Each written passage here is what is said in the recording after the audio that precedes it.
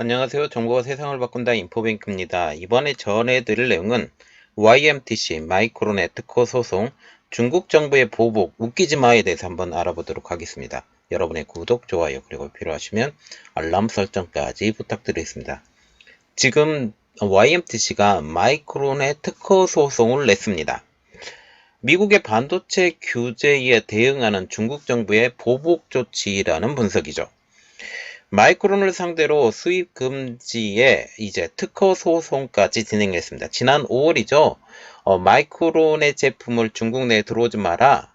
보안상의 문제가 있다라고 얘기하면서 들어오지 못하게 했고 이번에 또 지금 특허 소송까지 걸게 된 것이죠. 자, 그래서 이번에 알아볼 내용은 YMTC 마이크론의 특허 소송 중국 정부의 보복 웃기지 마입니다. 지금 YMTC가 미국의 마이크론에 대한 소송부터 이야기를 해보도록 하겠습니다. 글로벌타임즈는 13일 보도를 합니다. 이런 보도를 하죠. YMTC가 마이크론을 상대로 특허 소송을 했다. 자사기술 8건을 침해했다는 이유로 캘리포니아 지방법원에 소송을 제기한다. 라는 거죠. 자, 우리가 여기서 좀 눈여겨봐야 될 것은 중국 내에서 소송을 건 것이 아니라 바로 미국에서 소송을 걸었다라는 측면을 일단 봐야 됩니다. 그러면 미국에 너희들 이것을 어떻게 하는지 우리가 쳐다보겠어? 라고 보는 거죠. 중국 기업이 이제 공식적으로 미국의 반도체 기업을 향해 반격에 나선 것이라고 분석을 할 수가 있습니다. 중국 기업들이 이제 미국의 규제 영향에서 자유롭다. 너희들이 아무리 규제를 해봐라. 우리는 자유롭다라고 대외적으로 선전하기 위해서 그렇게 했다라는 그런 분위기죠.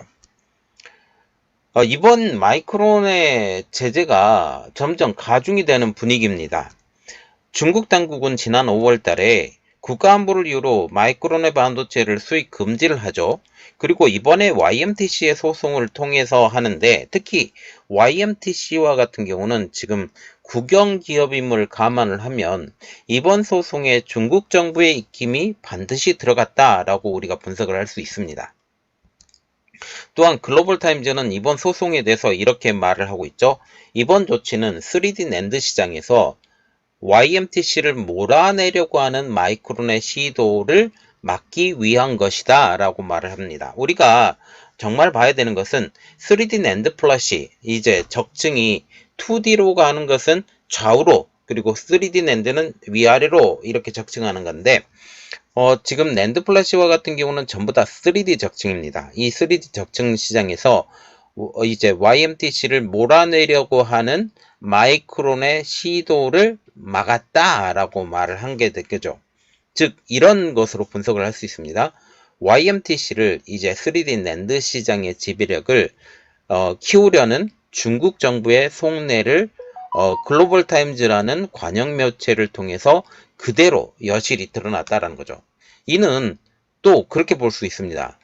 중국 내에 있는 사람들에게 우리는 미국의 제재에도 불구하고 열심히 노력하고 있다라고 말을 할 수 있는 거죠. 그러면 세계 시장에서 YMTC의 위상은 어떻게 될까요? 전체 점유율을 보면 한 자릿수 점유율을 볼 수 있습니다. SK하이닉스, 삼성전자, 키옥시아, 마이크론, 웨스턴 디지털링 밀려서 한 자릿수 초반대, 즉 한 3% 정도의 점유율을 갖고 있는 것이 바로 누구다? 바로 YMTC다 라는 거죠. 최근 232단의 3D 양산을 시작을 했습니다. 양산을 시작해서 만든다라는 소식도 나왔어요. 그래서 이번 232단의 3D 양산을 통해서 기술적인 측면에서는 주요 반도체 기업의 기술력을 거의 따라잡았다. 그러나 이러한 적층을 하면서 효율이 있느냐? 그 문제는 조금 다른 문제지만 어떻게 해서든 232단의 낸드 플래시를 쌓았다라는 것은 큰 의의가 있다라고 볼 수가 있는 거죠. 중국은 이를 근거로 마이크론의 중국 내 반도체 제품 판매를 추가로 규제를 했고 중국 업체들에게 마이크론 제품 사지마, YMTC 제품을 사, 이렇게 얘기를 하는 거죠.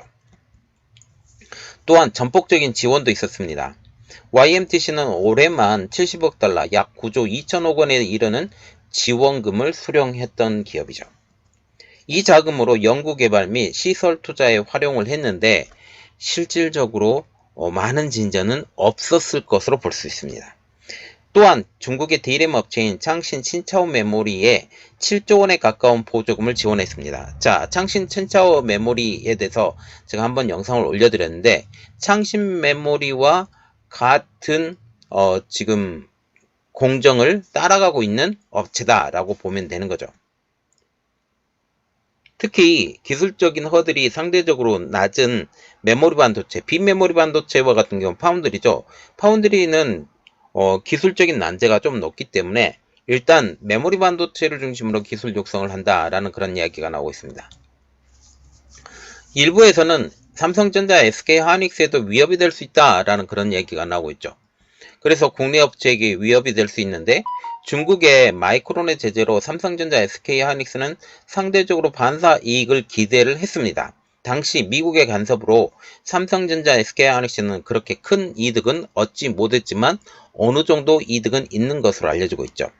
또한 중국의 메모리 반도체 기업에 대한 막대한 지원금은 향후 삼성전자와 SK하이닉스에 위협이 될 수도 있다라는 이야기가 나오고 있습니다.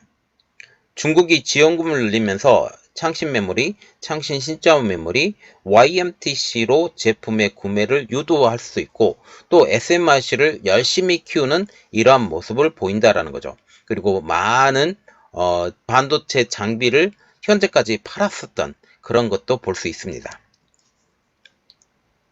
이렇게 되면서 중국 업체들이 이 일부 물량을 YMTC나 창신 메모리, 창신 신짜오 메모리에서 샀다라는 그런 이야기가 들리는 거죠.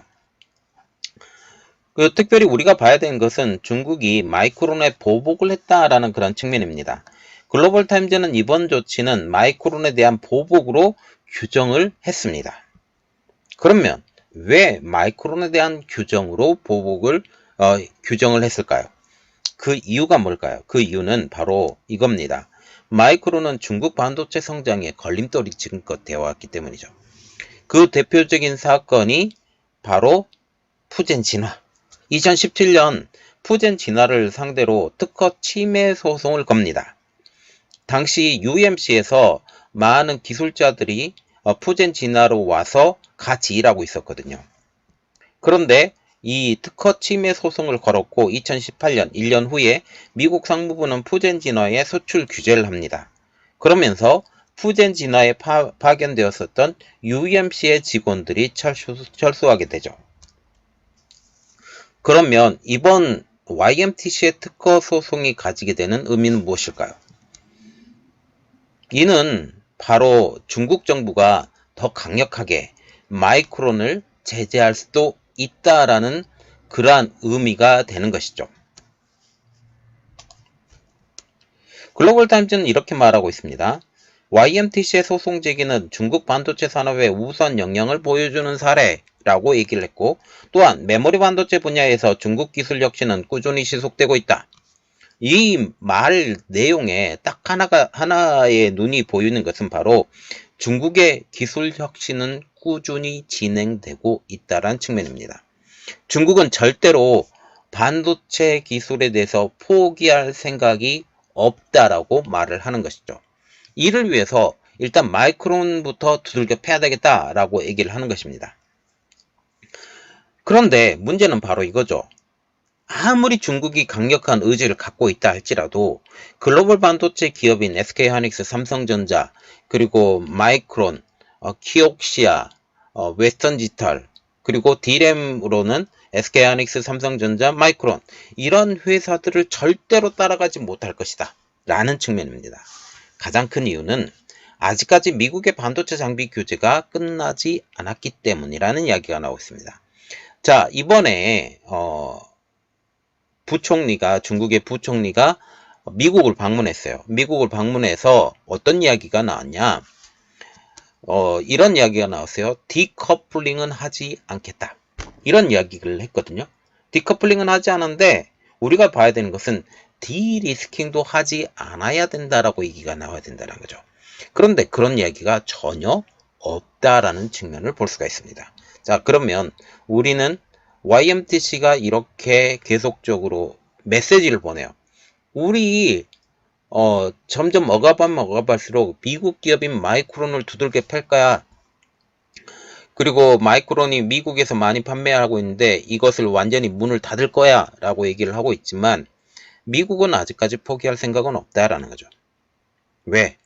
미국이 이 반도체를 포기를 하게 되면 어쩌면 이런 AI 분야에서도 지금 중국의 기술이 어마어마하게 성장을 해가고 있고 기술 표준을 만들려고 하고 있고 그리고 5G, 6G 통해서 이러한 기술 표준을 만들려고 하고 있는데 이러한 부분에서 절대로 인정이 안 되는 부분들이 나오고 있기 때문입니다.